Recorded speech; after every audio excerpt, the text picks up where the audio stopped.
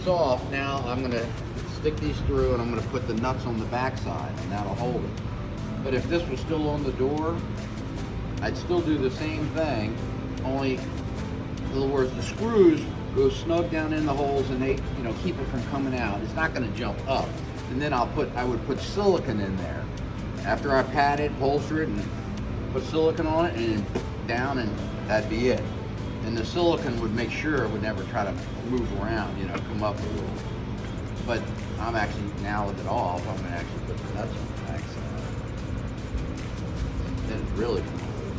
But that's basically it. And I'll put like, got this real dense 1/4-inch padding up there I'll put on it.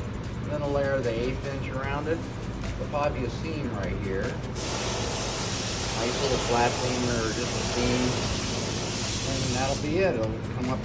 And this skirt here, there would be a little gap you see in, you know, because the plastic part actually curves away. You know, it's not like a nice sharp 90 curves away.